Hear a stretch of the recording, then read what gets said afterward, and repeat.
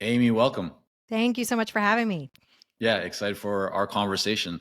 So let's start off right away. Your firm got onto the Inc. 5000 list. Um, a lot of people, you can share if you'd like a little bit, the background of that. But what I'm interested most of all to have you kind of to hear from you right away is what do you think caused the level of growth that allowed you to get onto the Inc. 5000 list? Because for those that, again, that don't know, the Inc. 5000 list is really about kind of the fastest growing companies in the US. So how do you get on it? What was the real driver for growth? Sure. Well, the Inc. 5000 list is always something I've admired from afar. Not something I really thought was possible for me as I'm starting off on my own, creating a little marketing strategy firm, not really even thinking about scale. And Inc. 5000 looks at 3 year revenue trajectory. And when I looked from 19 to 22, after having survived COVID and then Hmm. saw this growth rate we're experiencing, I said, let's throw our hat in the ring here and see, where we end up. And we ended up number 4,288 out of 5,000, which is public knowledge, sort of Yeah, where we ended up there. But we were absolutely thrilled and we're going to go for it again this year. love it. Well, first of all, congratulations on that because that is a great accomplishment. So tell me a little bit more behind that because again, you're still kind of top 5,000 of people that at least submitted for this. So that there means that there is growth. I don't know if you remember offhand what the growth kind of levels were across those 3 years. If you do, I'd love to hear that. But what do you think created that growth? What were you doing specifically or focusing on during that period of time that you believe allowed you to achieve that level of growth? Well, the growth was over 40% in Okay. 2 of those years. And I think we grew a lot by expanding our agreements and engagements with existing clients. Mm, Also adding new service areas. So, we're a marketing consulting firm and thinking, where can we scale with less grind? yeah. Where do we have the best margins? Where are the top Hmm. line opportunities? And should we focus on a few niches here? And we really started to exploit franchise and dive deeper into running marketing for large franchise brands and really figuring out our B2B marketing, intellectual property, and approach and diving deeper into there. But we had several clients who said, you know what, this is working. We trust you. We're growing. Our top line revenue is growing. We want more. And let's Yeah. expand the scope. And a lot of it came from there. I love. I mean, there's a lot in that you just shared right now that I think could be its own little kind of mini workshop for people, right? So you talked about number one, focusing on existing clients, just as opposed to new client, and of course there was, I'm sure, new client acquisition as part of that.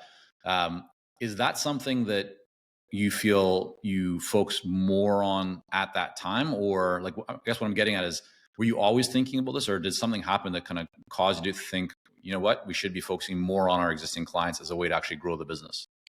That's a good question.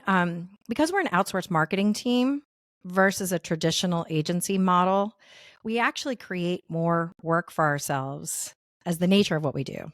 Right. Right. So we don't sign an engagement with a client and say, okay, this is the scope and we're doing these creative services and these digital services.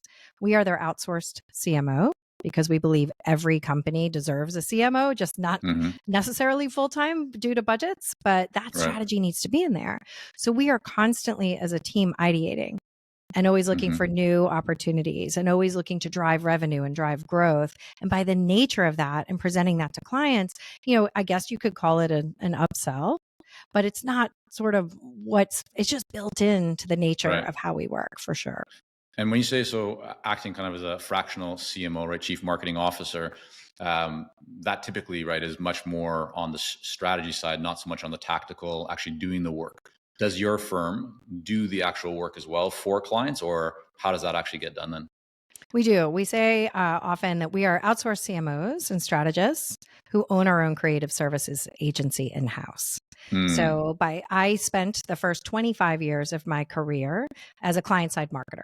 So I worked with brands such as 17 Magazine and Calvin Klein and the New York Times. And when I got into financial services, later I had big teams, big budgets, and then the mortgage crash happened. And I had to Mm-hmm. sort of reevaluate what direction I was going in. And it just made sense to me. I said, why can't I do this for multiple companies at the same time? Why am I just contributing to this one when maybe I can diversify and have a little bit more variety and excitement and sort of outsource this way? And that's how Yeah. that started.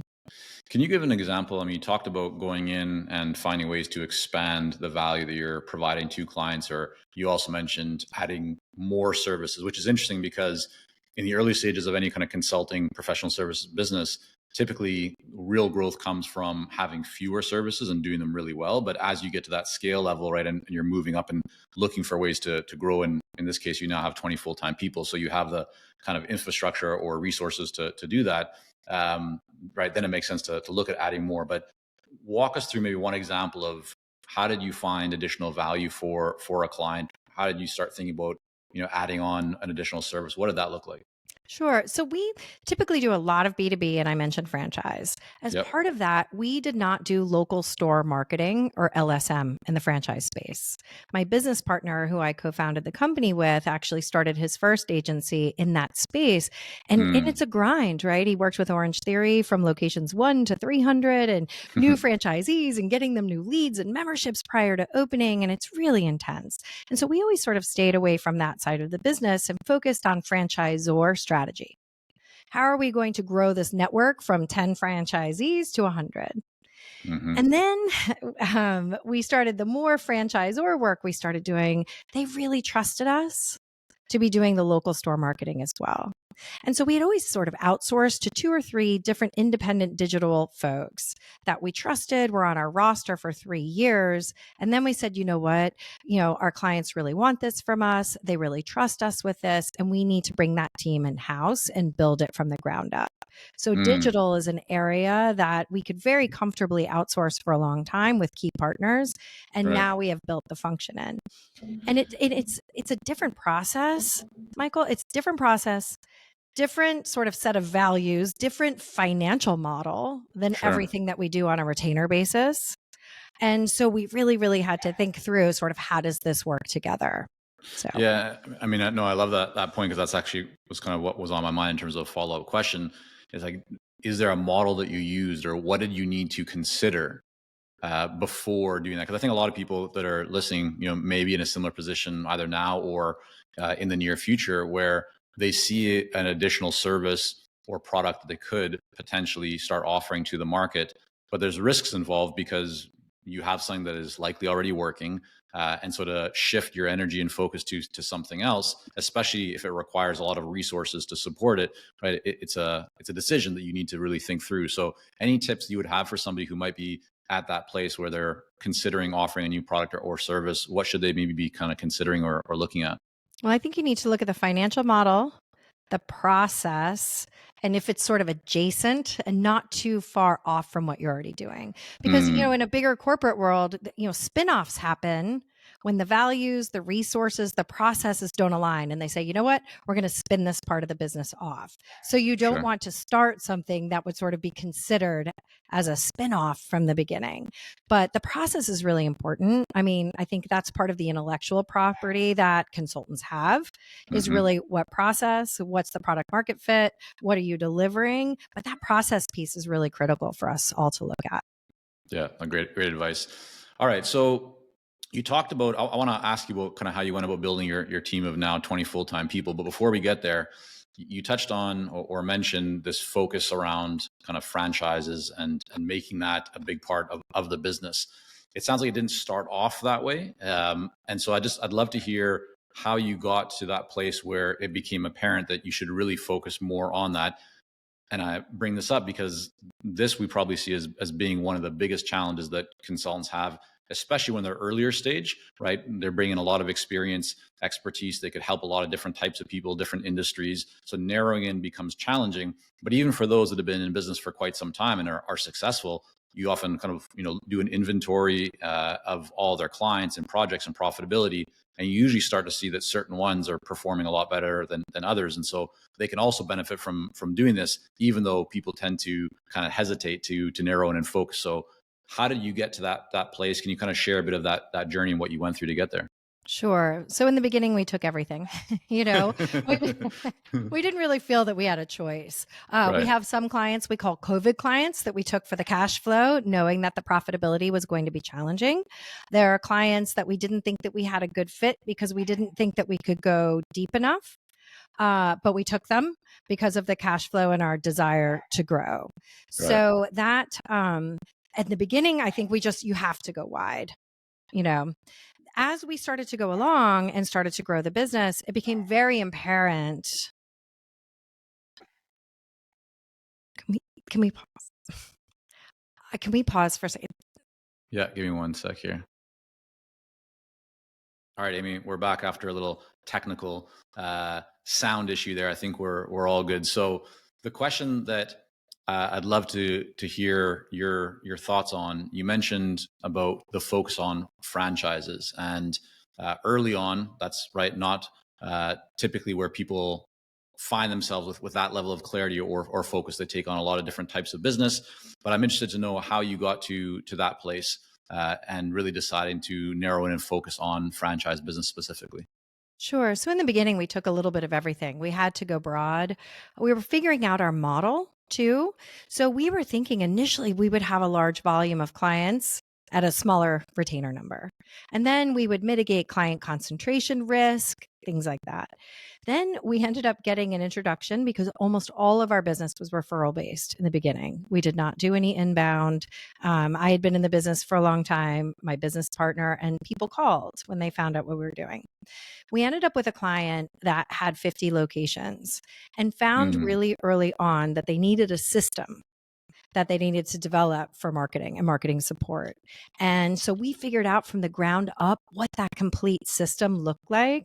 And then as we started to talk to other franchisors, we realized that this specific type of knowledge was really instrumental to growth for them. mm, And not just anybody can come in. On the creative side, sure, you can build digital campaigns, you can build branding, and we do all of that.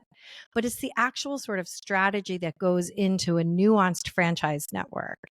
The same is the case for mortgage. We both came from the financial services industry. So we had some previous clients call us, and we realized, wow, when you're a loan originator, there is a lot of nuance and specialization here. Let's go a little deeper. mm, So, I think there are probably 4 or 5 industries that we can go in and feel really confident that we can make a difference very early on from a strategy and execution standpoint. So I think it's to also take on as much as you can, learn what you love, learn hmm. what you're good at, certainly know what's profitable. Right. Yeah. That's critical too. If you're in an industry where they just don't have the budget to support your consulting, then it might not be a good product market fit. How do you handle the situation where, let's say, you get approached, somebody wants to hire you and work with you and your team, but it doesn't fit into one of those buckets that you have already kind of selected as being your core focus? For example, one of them being franchise. We immediately ask ourselves, can we be successful for them? We Mm, actually left a meeting yesterday where, it's just their early stage, a little bit disorganized, haven't really led a team like us before. Founder CEOs are different than professional CEOs. hmm. Love founder CEOs. They're nimble, they move fast, they're bold, and sometimes they haven't managed a group like us. And there are some challenges. We can teach that, how to manage Hmm. us and how to work with us. But I think that's the number one thing that we really ask ourselves is, can we make a difference here? Will they listen to our advice? Do we have the budget, to help them grow? Is it a category with some white space in it for us to advance? And if those things can't happen, we will have a pretty frank conversation and maybe we'll steer them in a different direction. We keep some other firms in our back pocket to refer. Yeah. I think that's the way you broke that down. I believe will be very helpful for people because as part of the qualification process, it's quite common for people to not like they have maybe a sense of who they want to work with, but they don't actually have set criteria listed that they can kind of, go through a mental checklist to see, like, does this match or not? And then you end up taking on clients and projects that really you shouldn't have taken on. And even, if it's for the money, you usually end up regretting it unless you're in a position where you truly need the cash flow. Let's shift to talk about your team. So today you're a team of 20 full-time. Rewind the clock a little bit and share who was the first hire. When you decided you actually want to start building a team, what did that look like? Who was it? What was their role? Oh, such a good question. So the first person we hired was to move the work through a system. So we had a series of freelancers and we were out getting new business and they were Mm-hmm. responsible for moving the work through the system. Typically when we started, we hired client side marketers because we said, well, we're an outsourced marketing firm. You need to have a strong marketing background. And what we soon learned is that client side marketers were not as adept at managing multiple engagements at the same time. Mm. So when we started, we really thought it was the marketing expertise. And what I have learned since then is it's really the ability to manage multiple projects. It is the client facing piece that I don't think is as easy to teach. So I Mm. will teach you everything I know about marketing, our approach, how we sort of approach these engagements, the foundational work we do, the branding, all of that's teachable. What I'm looking for is somebody who can really change gears quite a bit, who can be incredibly nimble and is very confident and comfortable in front of clients. And so I've shifted and we've shifted more towards hiring from agency and consulting backgrounds versus sheer sort of pure marketing backgrounds. Got it. And so is the distinction just that the person has experience working in an agency environment where they were likely dealing with multiple projects at once, or is there an actual job title, kind of job description difference as well? Oh, that it depends on where in the organization. In more leadership roles, we would be looking for an account director, a head of strategy, things like that. Because we are so strategy driven, it's Yeah. not just taking an order from a client and putting it into the pipeline and then Hmm. bringing it back to them. And that's in many ways can be a traditional sort of agency model. With ours, they're actually the director of marketing or VP of marketing for 5 different companies at the same time. Mm. So they have to be thinking, what KPIs am I tracking? How am I helping this client grow and doing that 5 times over? So it's not for everyone in that case. You're not going to have a single engagement with us and be able to go so deep all the time. But I think that's the thrill of it. I don't Right. know that I could never go back client side and be a CMO for a single company because I love working on multiple engagements at the same time. What's the value proposition then for the buyer, your client? So just kind of take us into their world. Why would they hire a fractional CMO, which in this case is not, like, oftentimes people think fractional being only one person, but with your firm, it sounds like they're getting one person, but they're actually getting a whole team that surrounds that one person.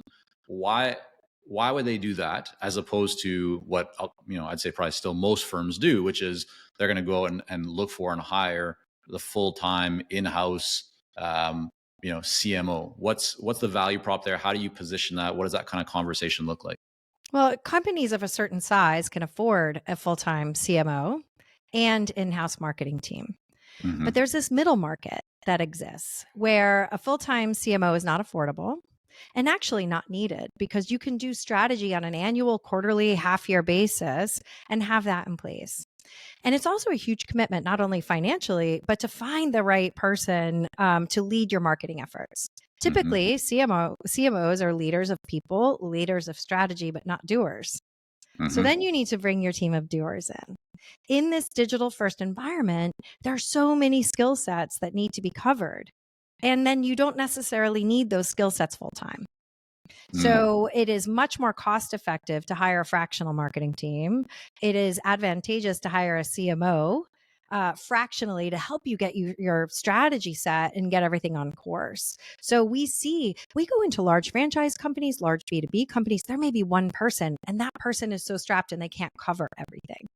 We typically will report to the CEO and serve as the entire marketing team. So lower cost structures, covering all the skill sets fractionally. What does that typical client look like in terms of size, revenue, so people kind of have a sense of how big, is this organization that's bringing you in? 20 to 150. So I People? know that's a wide Yeah. range.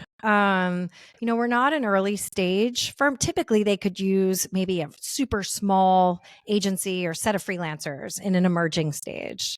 Mm, We work with private equity companies. We have four we have partnered with, and they actually bring us in as the value creation team for their portfolio companies. right. So these companies have been capitalized. They have some sort of market presence. They typically are very niche, but there's Hmm. huge growth opportunities for them. Typically, they're capitalized at around 30 million with 6 to 10 in EBITDA, Right. but they haven't had the marketing expertise. They maybe haven't had budgets.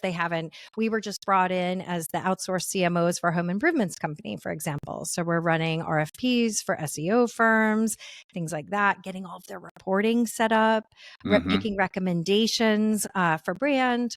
And it works. And then we can put a team in place, whether ours or in-house, and move forward from there.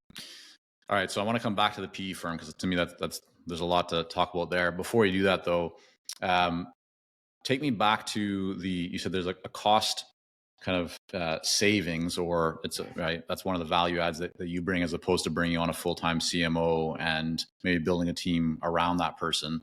I know a lot of people still have this belief, right, whether right or wrong, that having in-house is much better, right, than having external.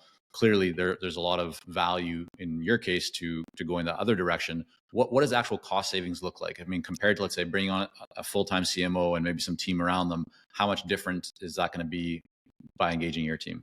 We'll do an analysis in sort of a pitching stage and look at what the budgets are, what the market looks like, what are the skills and services required, and we can typically build a team for 30% less to Mm, 40% less than an in-house team, because they gotcha. also have to, CEOs have to manage a CMO and a team.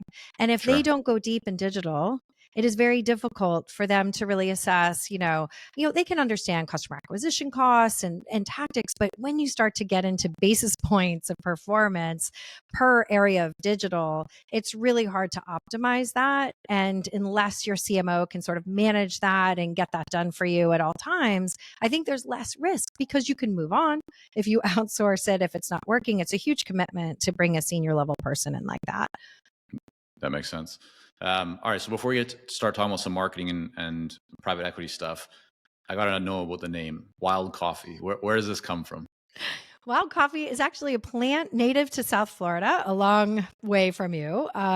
It was growing outside of my window in Miami when I was writing my original business plan.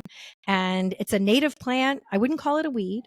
It's just native, so it grows in random places, but it kept covering the window and I'd have to cut it back with a machete. And it was shiny and had these shiny berries. And I thought it was a really wonderful metaphor for what I was trying to create for a company and what we were trying to do with our clients. It's sort of this beautiful self-propelled growth, and that's what we're trying to sort of unlock. I love it. Okay. Well, I will definitely look into that more. I have this little tradition with my girls that every night at dinner, they each get to ask one question, and then we'll look up the answer, because they usually ask questions I don't know what the answers are. And so I'll try and weave in the wild coffee one into one of those questions, because that's the first that I've heard of it. So thank you for that. I love it. I love it. Let me ask you about marketing, right? One of the biggest areas that consultants often struggle in is lead generation, building a thriving pipeline of opportunities. It sounds like, today you're at a place where you do have a very solid pipeline. And I'd love to know, what are you doing today to continue to grow that pipeline and continue to, bring in high quality, high value clients and opportunities? And then what I'd also like to hear is, how does that compare to what you were doing, let's say 5 years ago, or before, right? At the early stages of the business, how much of the marketing kind of tactics and strategy and approaches has shifted over the years, and what are the differences? Sure. So we got into the danger of relying on referrals. Mm-hmm. And we had a lot of them in the beginning. They were smaller engagements. And so we were willing to take those on. We were growing the company. The scale was much less. And we were very, very lucky. And then we came to a point where we had too much client concentration. So, as consultants, we always need to ask ourselves what percentage of our revenue is concentrated in one, two, three clients. And that started to get a little bit too high. And we knew we had to be intentional if we wanted to continue to grow at the rate that we were. So definitely, it was interesting. The private equity route is where I've always wanted to be. I've always wanted to be sort of at the intersection of McKinsey and marketing, to be doing really interesting strategy work that we could dive in and actually, even from an innovation standpoint, recommend product development in some sort of manufacturing and industrial places. I want CEOs to come to us and say, hey, we're really trying to grow this business. We know, here are our plans, but how marketing owns so much more than pricing and promotion now. We own the digital experience. There's a product element to it, customer experience, all touch points for the brand. So we play a more pivotal role sort of in that.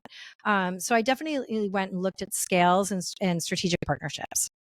Private equity is one, and software partners in our space as How well. early on was that when you kind of saw that light bulb and thought, oh yeah, I should go down the strategic partnerships and, as you said, software and PE? How many years into the business was that? Well, we started 6 years ago, and about 3 years into it, I started to see the space that I really wanted to play in. Plus, I find it interesting. Who wouldn't want to, in the consulting space, be looking for opportunities to invest in and grow businesses? To me, that's sort of what all of it is about. So 3 years in, I saw it, and it wasn't until about 2 years ago, 12 months later, that we signed our first agreement with a South Florida-based private equity firms. We've done projects across maybe 5 or 6 of their portfolio companies. We're with a middle market industrial value creator company out of Miami now. And I counted yesterday, and we have 8 engagements simultaneously with them. And it's everything from branding and doing that foundational work to consistent lead generation, sort of the outsourced CMO strategy piece. So the work is really varied in that too. And I think it keeps it really interesting. Yeah. I mean, many of the clients we work with who work with P as well as their clients. I mean, it's such a great opportunity because you land one client being the PE firm, they can bring you into so many opportunities that they have because they're always investing in new companies and looking for opportunities. So there's definitely a lot of leverage there. Can you just walk us through at a high level? You said it took about 12 months to go from deciding, yes, we're going to go after, PE to actually getting the first deal signed. And to some people that might sound like, well, that's a very long time, but in the world of bigger sales, 12 months is not necessarily that long. I mean, I'd say it's even pretty standard. But what did you do? What did that look like? Was it cold calling? Was it meeting people in person? Was it sending direct mail? Like, how did you go through from the initial idea to actually getting that first deal done? I was most comfortable with introductions. So I think I was looking at my target list of understanding, who has longer investment horizons with their portfolio companies that marketing would really matter. If they're investing in companies that were too big, they probably already had in-house teams and agencies. So I needed this middle market, and I found that list. And then I actually looked and saw that a lot of them in this industry know each other. So I really looked for, hey, do you know someone here at X firm? Do you know someone here? And I asked for the introductions. Sorry, who are you asking? When you say you were asking people, who are you asking? Like friends I or actually found I colleagues? have a few friends and acquaintances in the business. So I went and said, do you know these guys in Fort Lauderdale? Do you know these guys in New York? I actually then went by industry and said, who's investing in franchise? Right? Because then I have experience working with private equity firms, and I have experience working with their sort of target portfolio companies. So it's really looking for a good fit for you that can give you some scale. Same with these software companies, strategic platforms. Anytime you're going after the same end client, there's an opportunity for you to co-market, to go after, the same types of targets too. So we're doing that as well. You mentioned that you built or acquired somehow. You got a list of who these ideal companies are. Can you share how do you go about kind of building that list? Sure. So we have a person on our team that we actually gave them parameters, and they scraped a lot of LinkedIn and did research there. And we actually did that with trying to data match CEOs of franchises of emerging brands, to just figure out what that marketing list looks like. And then when we're going to the international franchise show or we're out, that's what I use to try to get meetings that way. So our approach has very much been belly to belly with a very distinct client list in a market. What we're starting to do now is sort of walking our own talk with lead generation, inbound, funnel development, and starting to do that because we need to experiment on ourselves if this is the area that we're also consulting in for our clients. Yeah. Is there anything outside of referrals and kind of the P connections, so forth, that you've seen that is working on the marketing side, or is it still too early to tell? Well, we're launching our first campaign in February. We're, and look at the part of your business that's easier to scale. For us, it's the digital piece. So local store marketing for franchises or marketing strategy projects are two areas that we're targeting both on LinkedIn and on Google and trying to see if we can do some inbound. I'm starting to do, I mentioned to you earlier, some more video work and thought leadership anytime we're in a consultative sales approach. And I'm sure that most consultants do, sort of being very active on LinkedIn and publishing and videos. It is not my most comfortable place to be, despite being here with you today. It's something I really, Michael, I have to force myself to do. But I think it's important to sort of be out there and share what you know. And when people are vetting you and looking, it's just great for SEO, but they also sort of get a taste of who you are, how you work, what you think. And it's really important to be out there, even when it's uncomfortable. Yeah. I'd love to hear how you spend your time today. I'm sure there's some differences between how you go about, structuring your day, your week, your month, as opposed to what it was like maybe 5 or 6 years ago when it was just you and your co-founder. What does it look like? How do you, if there was a pie and you were to say, each piece of the pie, maybe it's delivery or it's strategy. First of all, what would those elements be for your pie in terms of where you spend your time on a given week? And then how would you kind of allocate the percentages Okay. across? So news business, I actually, I have a mentor who is the chairman of a very large shipping company in the US that we all use. And I just happen to be so lucky to live in the same town as him. Nice. And he met with me on Saturday and said, you're a sales driven company. If you're not selling all the time, then you don't have a business.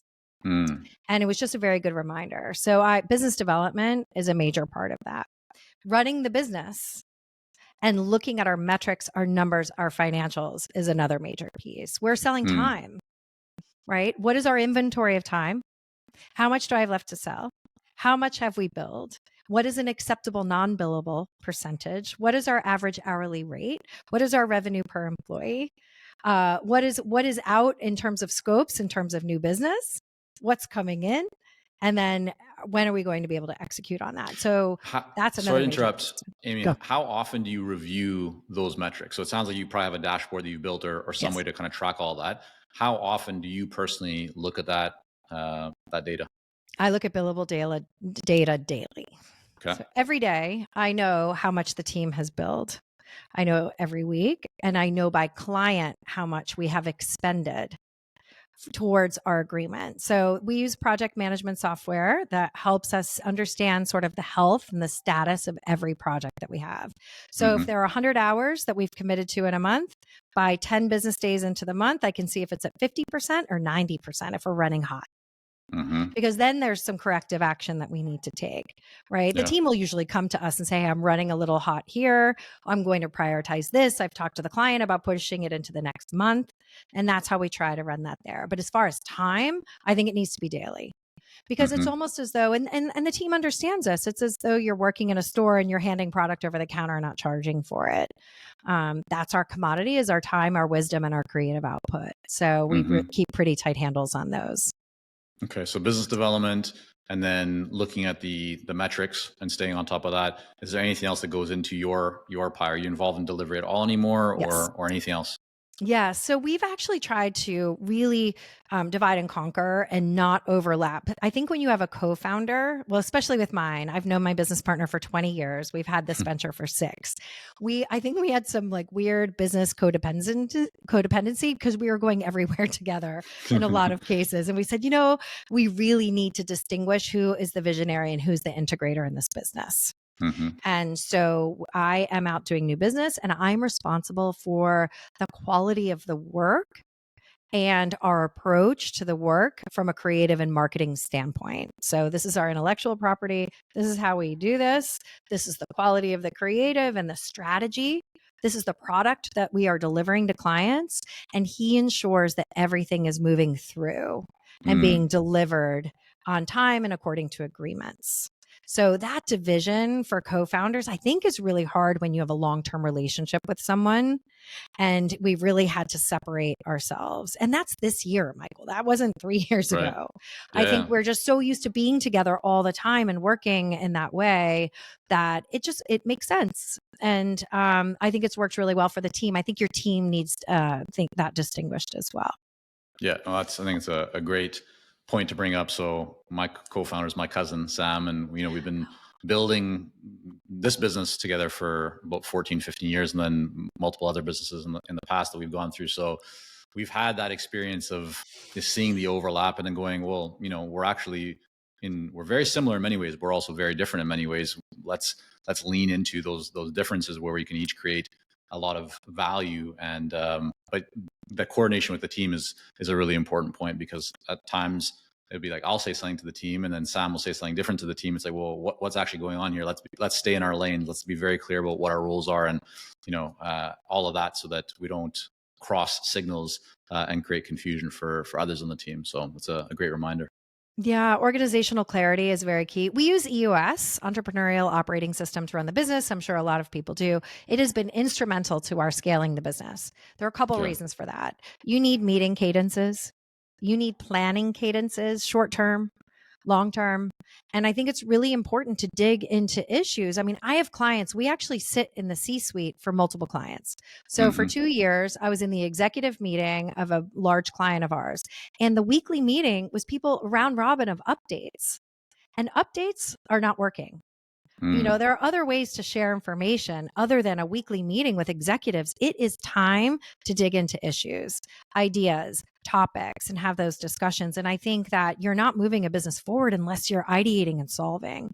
And so I really love that portion of EOS and Gino Wickman's book Traction, because I think that it's real substantive conversations internally about the business. What are your roadblocks? What's not working? Where are things out of line? Or there's this new software, right, in marketing. If we are not learning all the time, then we're dead in the water. So I really believe in sort of digging into the actual sort of ideas and topics facing the business. Before we wrap up, I would be remiss if I didn't ask you, what's your take on AI? How are you handling it? How are you thinking about it? What's your stance? Well, it's really, really good for augmenting what our creative teams are already doing. It helps them structure some of the writing. It helps them consider topics they hadn't considered before. It helps them increase their volume of productivity and give new ideas. I mean, it's sort of a backup idea generator to say, have I considered all points of this? Or is there an angle here that I haven't considered? And it is amazing when researching into a vertical and a category. Yeah. So, Good stuff. Yeah, nothing to be scared of, no, as some not people afraid. are. It just it helps you to be even better, right? Yes, absolutely. It'll make someone more powerful, more effective, more productive, Yeah. if they use it, and if they don't, then shame on them, because they'll probably be left a little bit in the dust there. Yes. Amy, I want to thank you so much for coming on here today, sharing just a bit of your story and journey. I know there's a lot more that people can learn from you. And so where's the best place for them to go to learn more about you and Wild Coffee?